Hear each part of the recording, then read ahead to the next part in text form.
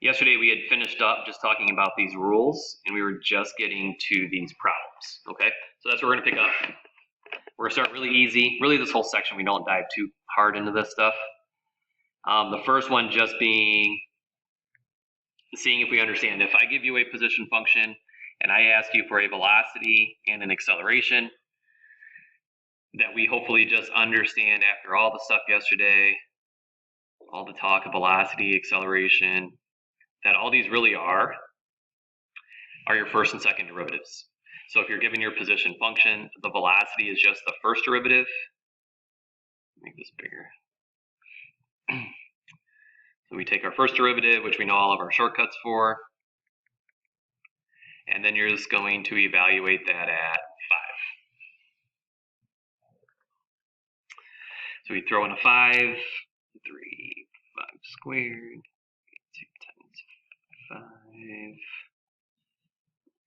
plus 24. 75, 10 plus 24.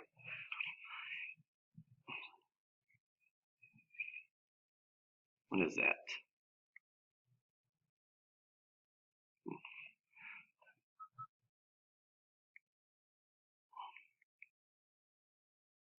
I don't remember this answer. Did I mess that up? 75.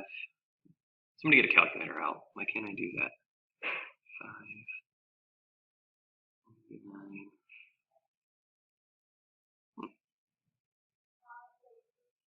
Is it 11? Negative 11? Is that what we're getting there? Okay. I don't remember that number. Okay, so we'll go with the negative 11. I don't give you units. I wouldn't worry about the units. If I do give you units, then we're going to put them in there. But right now, we're just seeing if we understand velocity and acceleration. If I then give you a second derivative at 5, well, let's do the time first. Our second derivative at any time is just the derivative of this now, the velocity. So 6t minus 22. Throw in a 5, and then that should give you 8. Okay. If we have time, I want to come back here because I want to give you a little riddle here, see if we can figure that out, but I don't want to waste time on that just yet. So velocity's first derivative, acceleration second derivative. 2 big takeaways from what we talked about yesterday. Yeah. So correct me if I'm wrong, but you said that we don't have to put units if you don't give them to us? Correct. Yep. Okay, so if that's for acceleration without units, we can just put 8. Yep. A bit. Okay. Number 2, I'm now asking you if this is the position, if the position is given by this function at any time for t greater than or equal to 0. Don't worry about the word point. That's probably not a great word to use at this point. We'll put time. So find the time at which the particle changes directions. So you'll hear this a lot. We, again, don't get away from this really all year. When we start talking about something changing directions, that was yesterday when we talked about our velocity equaling a 0. So our velocity we now know is the first derivative. So you're simply taking your first derivative.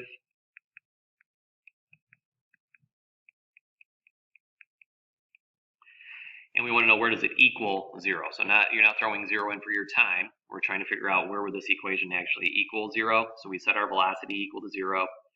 You'll have to do some factoring. So if you notice, they all have a 3 in common. So in the next step, as I set it equal to 0, I'm also going to pull out a 3. T squared minus 8t plus 12. And then that factors nicely, I think. Yeah, 2 minus 2, t minus 6. So we get 2 times. At the time of 2 and at the time of 6, we would say that we are changing directions. All right, velocity is 0. There's a little bit more to that, again, as we get into it. But for right now, just know if velocity is a 0, you're going to get a change in directions. Okay. Next couple. It says given the position, so I give you a position again. This time I give you an interval. Find the body's velocity and acceleration at the beginning and the end of the interval. So our velocity, similar to the number 1 at the top, is our first derivative. So if we took our first derivative,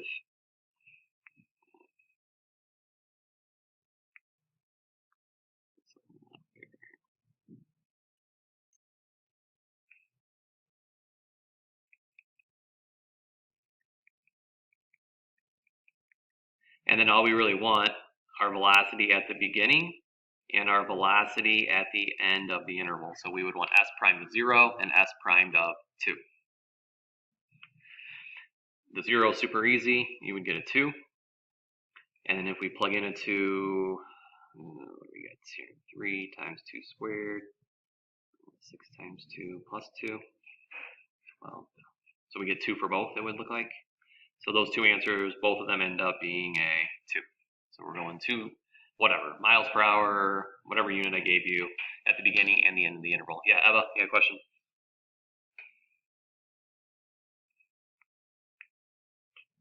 Eva?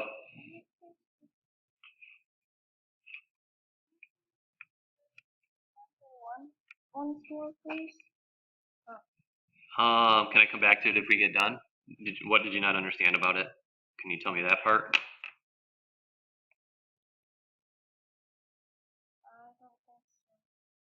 I mean, if we have time, we're going to come back to it, but that was, I mean, yeah, if we have time, I'll come back.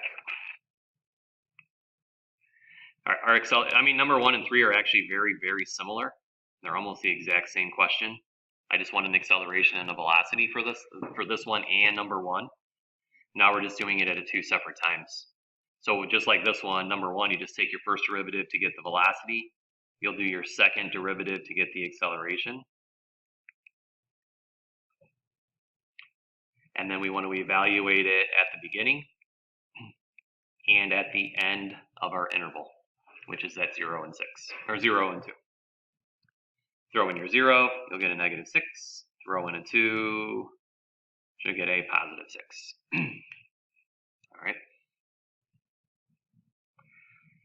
This one I want you to try for a second. Do this for me. Find the average velocity over the interval of 0 to 2. This is one that sometimes people make a common mistake here. So see what you think you're supposed to do for this one. Find the average velocity of the body over the given interval. So here's our position function with that interval. What's our average velocity over the interval 0 to 2?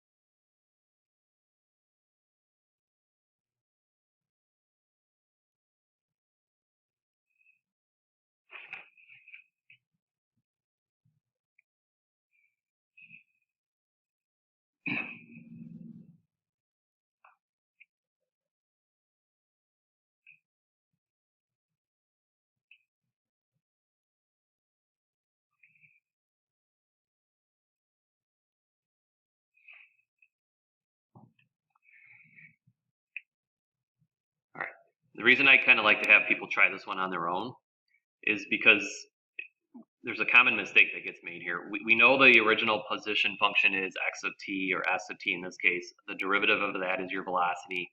The derivative of that is your acceleration. All right, so that we know. So what tends to start to happen when people start seeing the word velocity, even if I say average velocity, they understand that it's a rate of change. You're going to have to do, a delta something over a delta something else, that we're going to do this ratio. But since it's an average velocity, people start thinking they're going to be doing the change in velocity over the change in time. So think about what your units would have to be for a velocity. Our typical units from your physics days are meters per second.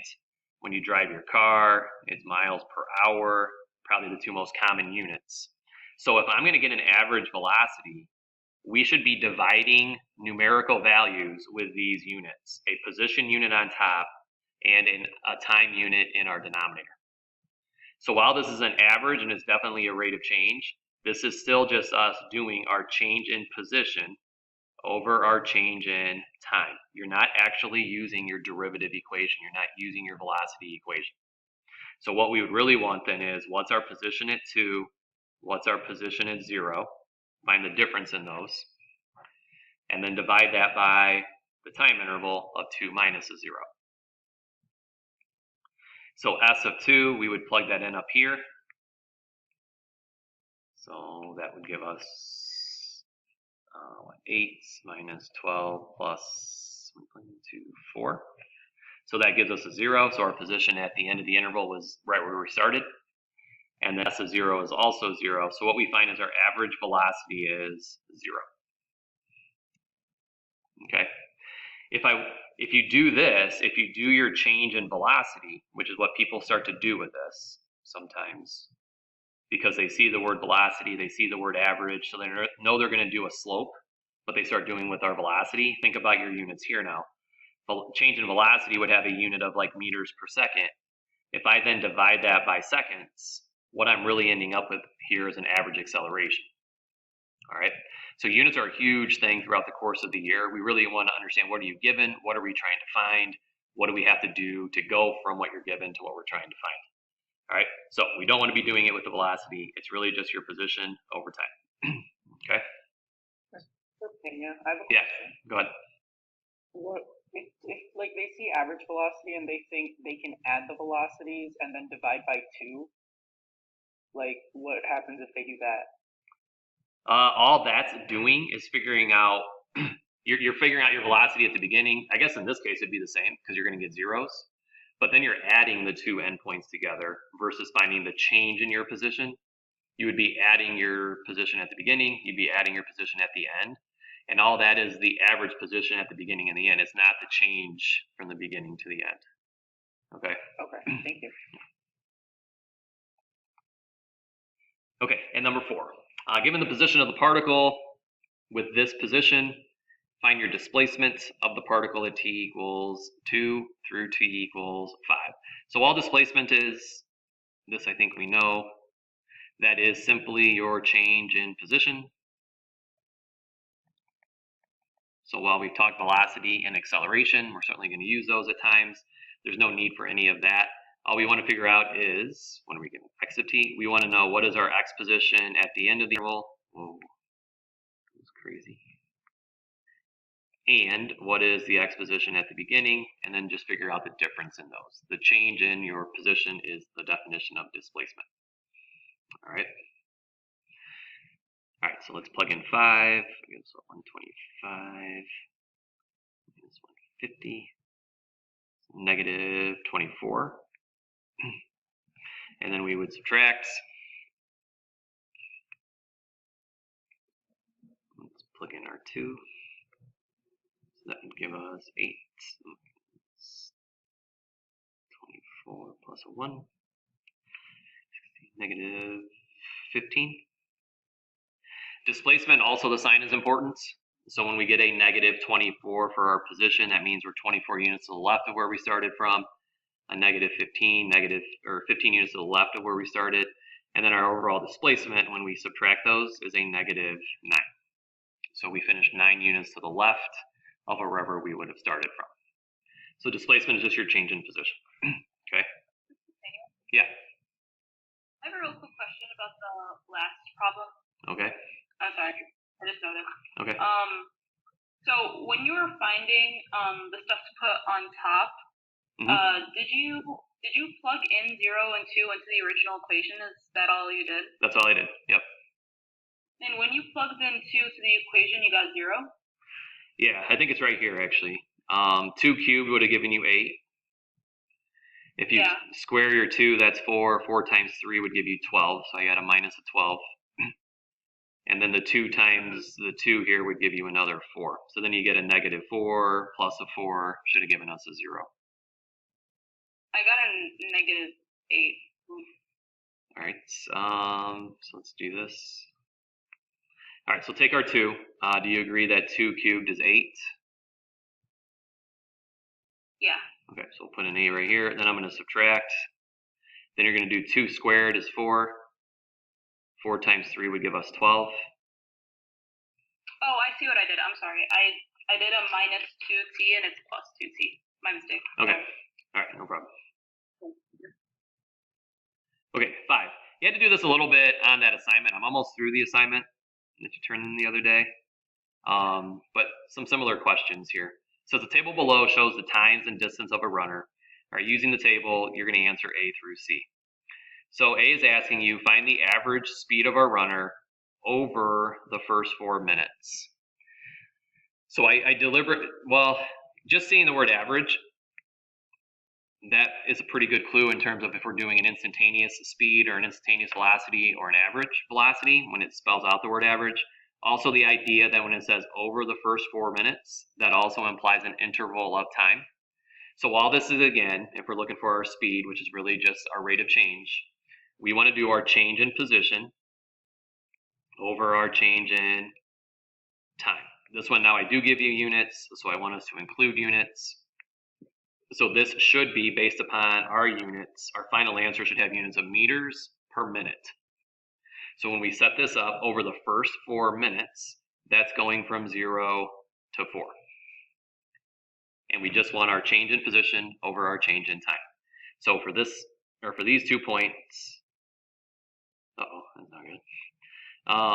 837 minus a 0 over 4 minus 0. Throw in my calculator real quick. Although we don't need our calculator for that. What's that? 2. Substeps. Say that again? Do you want units in the substeps? Not necessarily. It's good practice just to make sure that we get the right units at the end. So to go to 830, to know that this 837 and this 0 have units of meters, and then we're dividing them by the 0 and the 4, and the 0 and the 4 had units of minutes. It's a good practice because it's really showing us what we're dividing, and it then kind of takes care of your units at the end. So while I won't necessarily grade it, it's a good thing to actually do. Yeah. So now B, you sort of have a contradiction. So then when I give you one of these where they're kind of contradicting questions, you have to decide which one can we do. So what I mean by they're contradicting each other, this is an approximation, but I'm giving you a specific time. So typically approximations is an average idea. It's over an interval. So it's our average rate of change. And then specific times is typically your instantaneous rate of change. So when they're not necessarily agreeing with each other, you just have to decide based upon what we're working with. Can we do the instantaneous? Because that would always be our preferred method. And if you can't, then you have to find a way to approximate it. So the only way that we can do our instantaneous rate of change is if we have a function or possibly a graph where we would know our slope. So if all I'm giving you is a bunch of data points, which is what we're given up here, you're just given a bunch of meters and a bunch of minutes, there is no way for us to actually find our derivative, to actually take a derivative, plug in 4, and get a specific value. So while we're doing it at a specific time, we do have to use our approximation method, which is just our slope. But similar to last chapter, if I'm going to give you t equals 4 minutes, this also is a common theme you'll see all year. If we're going to do it at 4, the most accurate approximation would be the point as close to 4 as we can get. So if we're going to do our approximation at 4, we would want to use the point directly in front of 4 and the point immediately behind the 4. And then that's what we're going to be doing our change in position over change in time with. All right. So for this one, we would do 1024 minus 405, and then in your denominator, 6 minus 2. All right.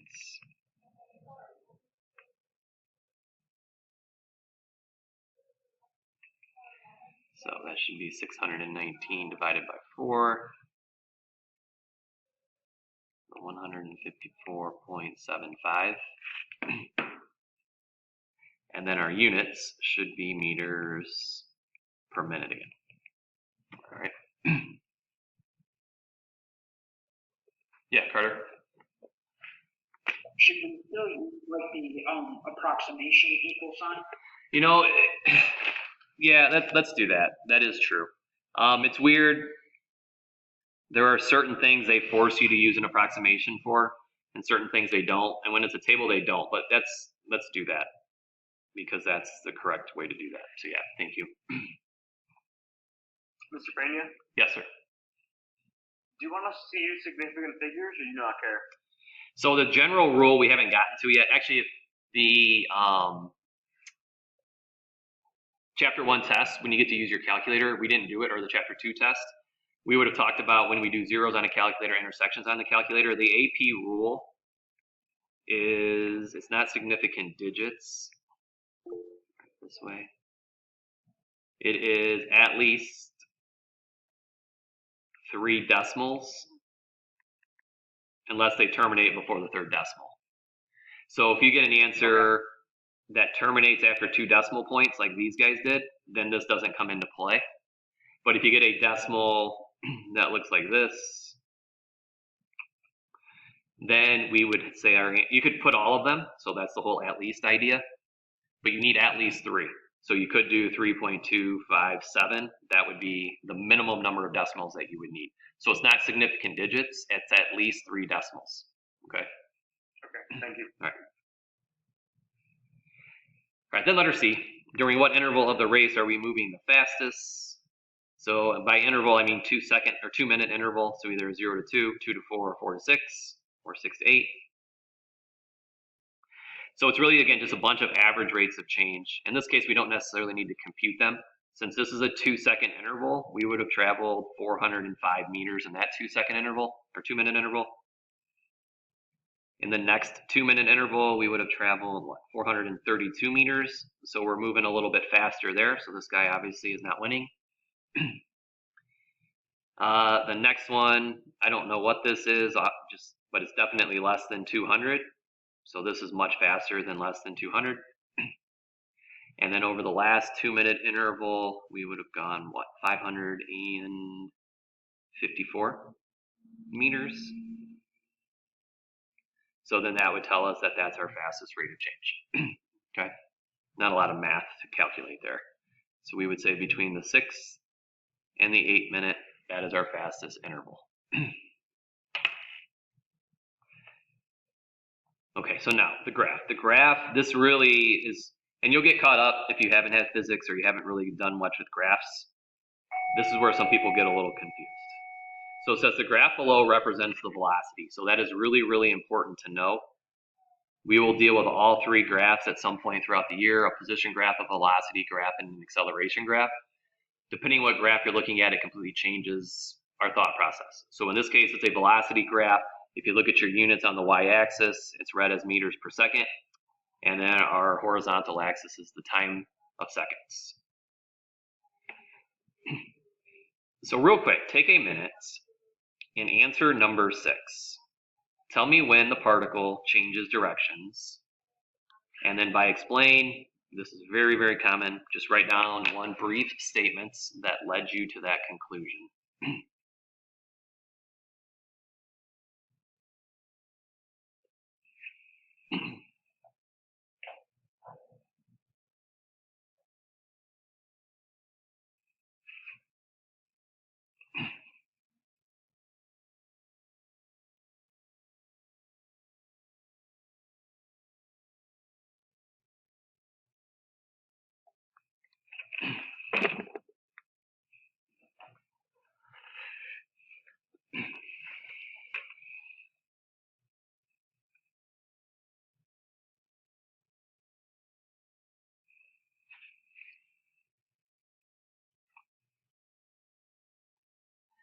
All right, I won't call on anybody because I don't know you that well because we're on the computer, so I don't want to embarrass anybody just yet. But usually there are 2 camps.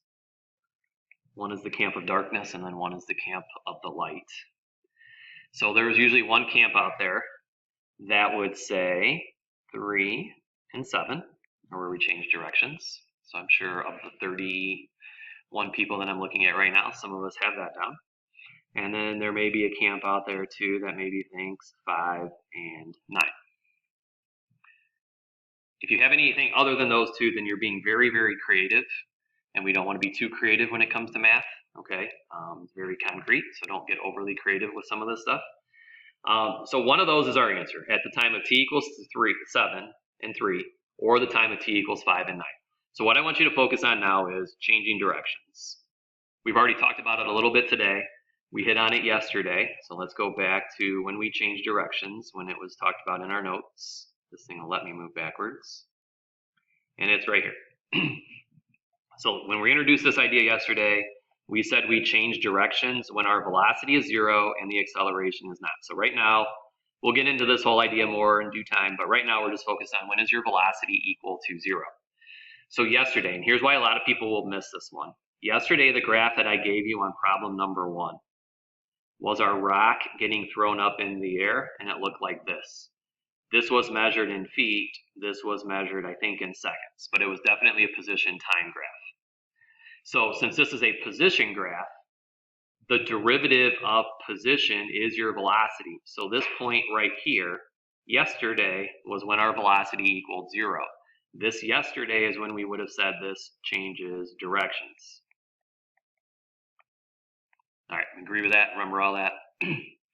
So what then tends to happen, especially if you haven't had physics yet or you're just getting started with it, when we come down to here, this graph, if this thing will move, that's where the camp of people come from who now think that at 3 and 7 that you're changing directions.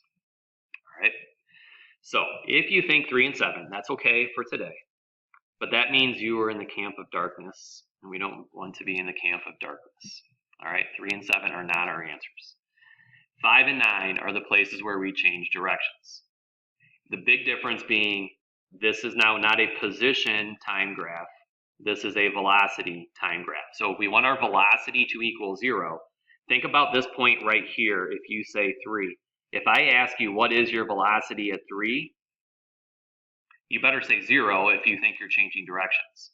But if we go to 3, if this is our velocity, wouldn't we say our velocity is actually 30 at 3 seconds? And it's got to be a 0. Same down here. At 7, we would say our velocity is possibly a negative 30, somewhere down here by a negative 30. But if we go to 5, and if we go to 7, that's where we're going to get this velocity along the y-axis of 0. Okay? In terms of an explanation, right now we would just say because our velocity equals 0 at those times. All right? Any questions on that? Good?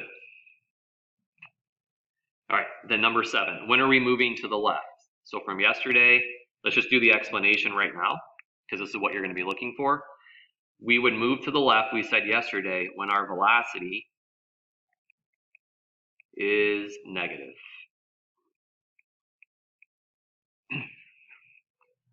So if this is our velocity graph, tell me when we are moving to the left. And then in fact, just go ahead and do the next question, because the next one is when do we move to the right, and you just be looking for the opposite. When is the velocity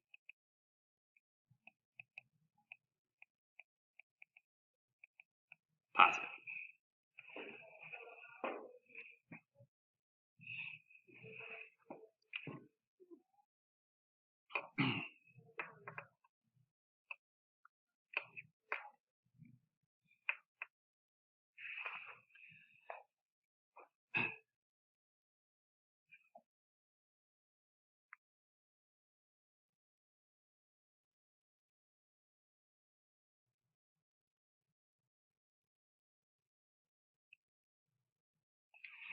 Okay, velocity being negative, we're moving to the left. Anybody want to share out what we think here? Where are we going to the left? What do we think? Eva, what do you got there, Eva?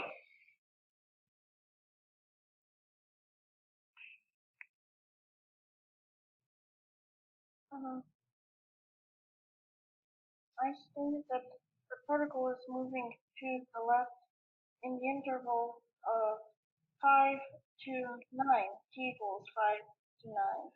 Good. Make sure we write it as an interval so that we make sure we're moving. We know we're moving to the left at 5.5, 5.7, 6, 6.5, all the decimals that are in between.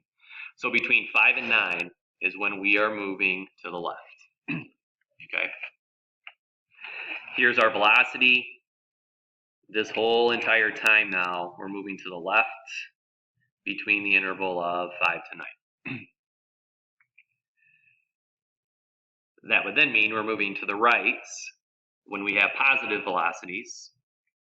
So notice how we're underneath the x-axis here. Then this one would start at 0 and then go to 5, and then a union from 9 to 10. All right. Yeah, Steve? Sorry, why do you use brackets?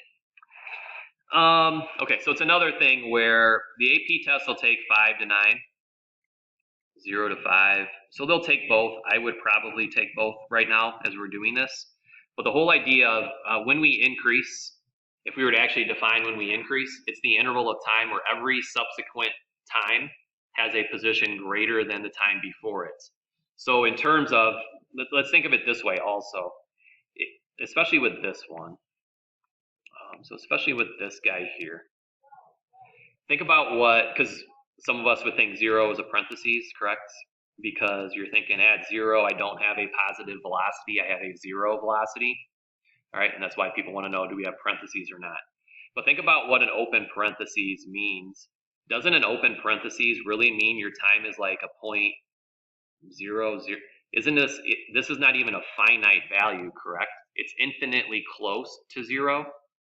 But there wouldn't be a finite starting point if we do an open parentheses right here. All right. Whereas if we put a bracket on it, isn't the time of 0 when that interval starts to increase? Isn't that the actual time where we start increasing? So even though our velocity isn't technically a 0 right there, that is the time where our interval will start to increase. And don't we continue to move left until we hit the time of 5? That's when we stop moving to the left. So we want to have a defined starting point and a defined ending point. They will take these though. All right, that is something when it comes through response stuff on an AP test, they'll take both. So I typically will take both also. Multiple choice though, I'm definitely putting brackets on there. Okay. Yeah, Eva? So, I have 2 questions. Is that all right? I think so. Would that imply the open brackets that the function is not continuous at the points where there are parentheses on both sides of that one point? However, would the function be made continuous by including those points in question 9 or 8 too? There seem to be 2 questions. Oh yeah, that we'll get to. That's a little typo. That's an easy question. Yeah, we'll just say the second number 8 when we get to that. It's kind of like if I climb a hill. Don't at some point when we get to the top of the hill, whatever this time is here, let's say at the time of 10 minutes, and then I start to descend the hill, we can write this as a continuous graph, right? If this is our position function. But at this one time, that's when I stop increasing. So I am increasing this whole time until the time of 10. But then that would also mark the exact same time when I start to decrease. So we could use 10 in both intervals there. 10 is indicating when do I stop climbing, because at the time of 10, this position is going to be greater than the position directly in front of it. So my interval of increase still goes to 10, but then it also is part of my decreasing interval because that's the time when I start to decrease. That's the interval when my position starts to go down for the rest of the way. So this doesn't necessarily have anything to do with continuity. This just means this is the point where we stop increasing and we start to decrease. We can close it on one end and start it up on the other end. So it wouldn't necessarily have anything to do with continuity. It's not like having 2 different slopes at the same point. All right. Okay, the next number 8s. Yes, a little typo there. I got a little excited with the 8s. The question is asking what was the acceleration, or when was the acceleration of the particle equal to 0? So let me clear a little space here. So keep in mind how all these play out. Position, velocity, acceleration. We take our derivatives, we work down our little chain here. You're currently at your velocity. So you're looking at a velocity graph, and I'm now asking you for an acceleration. So in general, if I'm at velocity, hopefully we're understanding in order to go from velocity to acceleration, we do that by taking the derivative of your velocity. So what we really need is the derivative of the graph above. So the derivative of this graph is the acceleration that we are trying to find. Some of you use this as part of your definition of derivative in that first test. But if I were to ask you to define the derivative, a lot of you said on that test or on that quiz, it is the slope of our curve. All right, that's what derivative means. It's the rate of change, it's the slope. So the slope of this curve is your velocity, is your acceleration. So if I am looking for when is my acceleration a 0, it would be when the curve of velocity up here has a slope of 0. So now we're looking at this time here, because that's when we have a nice horizontal tangent line. So that's when our acceleration would be a 0, as well as this point up here, because we have a horizontal tangent line here. That's also when our acceleration would be 0. So the slope of the velocity could easily be changed to say the derivative of your velocity.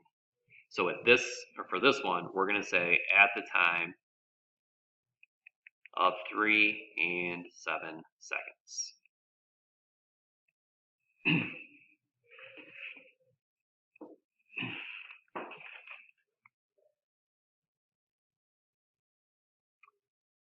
All right, last two. These kind of go hand in hand also.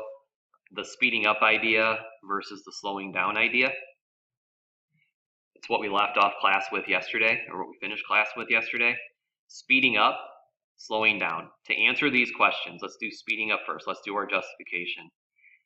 To be speeding up, our velocity and our acceleration must have the same signs. So either they're both positive or they're both negative. To be slowing down, your velocity and acceleration must have opposite signs. Spelled opposites.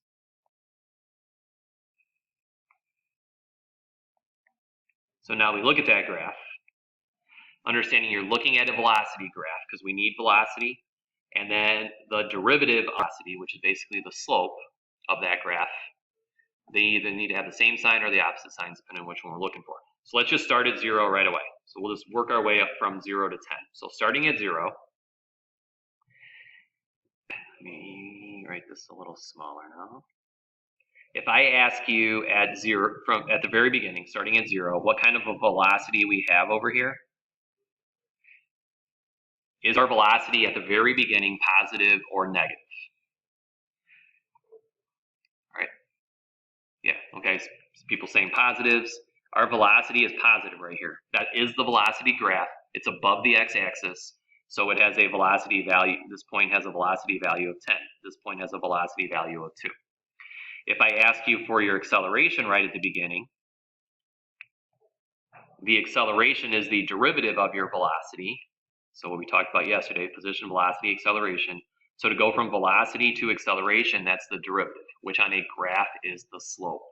So what kind of slope do we have at the very beginning? If it's positive, you have a positive acceleration. If it's negative, it's negative. So in this case, if we just look at this, our graph is increasing, so our acceleration is also positive. So since our velocity is positive, change. So our velocity is positive, our acceleration is positive. That means we are speeding up initially. So go back down here. So starting at 0 through 3, we are speeding up. All right. Once we get to 3, so let me go back to my graph. If I now move over here, our velocity is still positive because you're above the x-axis. The acceleration is the derivative of the velocity, and we now know derivative simply means slope. And over here, if we're going down, we have a negative slope, so that means our acceleration is negative. So starting at 3 through,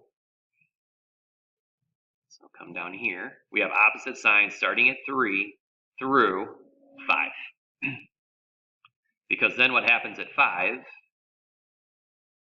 so once we hit 5, let me erase some of this.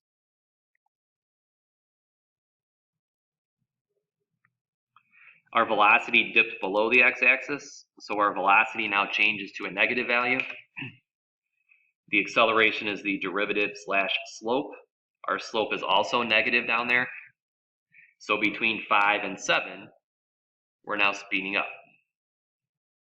So we go back down here, we're going to do a union. And within the interval of 5 through 7, our speed is increasing. So real quick, finish that off. Do the last little bit here and see if you make sure we got this straight.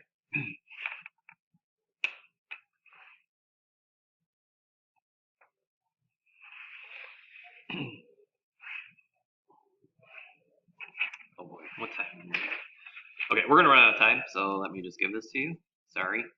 We're slowing down between 7 and 9, and then we're speeding back up at the end between 9 and 10. And again, velocity and acceleration have same signs or opposite signs depending on that.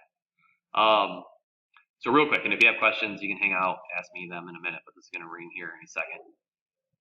Little quiz tomorrow, so look over the review. Definitely look over all of your stuff. I have this review in here. There's another graph on there for you to look at. So if you wanted to answer some of these similar questions, if it's the first time you've seen a graph or you're not completely understanding it, there's one of those in this quiz review. The answers are also attached, so you can kind of look and see if you have any questions. The first 5 or 10 minutes or so, I'll leave open for questions. The quiz should take about 25 minutes or so. So for you guys, that leaves you plenty of time. Next period might be a little bit tighter. But if you have any questions, you can ask me or just reach out in the morning and I'll do my best to get that answered. Okay? But that was the bell. If you have any questions, you can hang out a minute. If you're good, then we'll see you tomorrow. Okay? Mr. Pena, is there going to be a time step on the quiz too? Yeah, probably. Yep. All right. Yep. Thank you. Mr. Pena, do you know if it's going to be over like Canvas or the exam login? My guess is I'm probably going to do it on Mastery Manager, theexamlogin.com.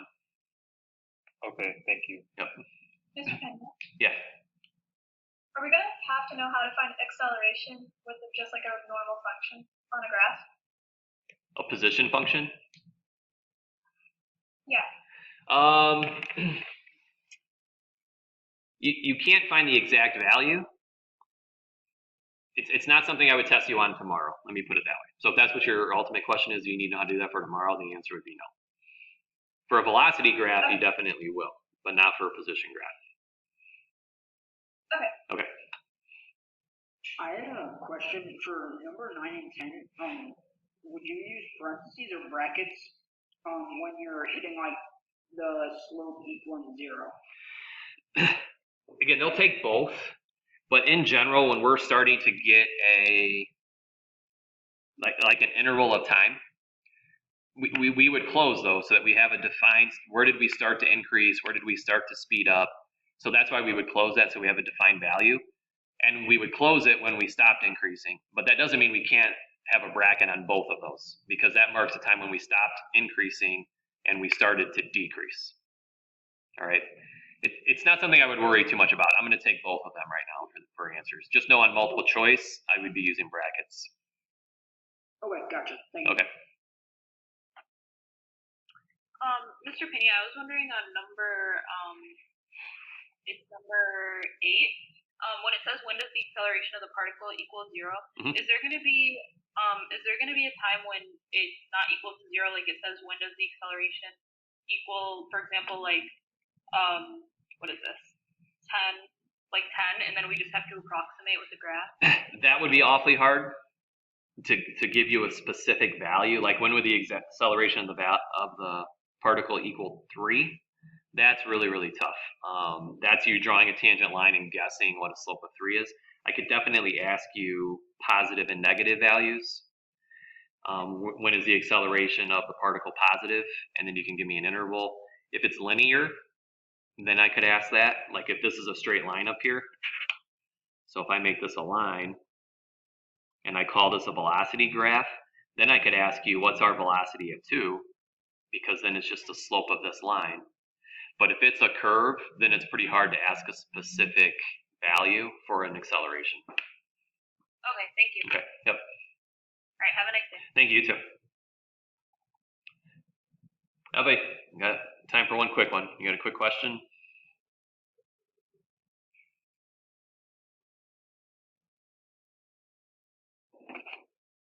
So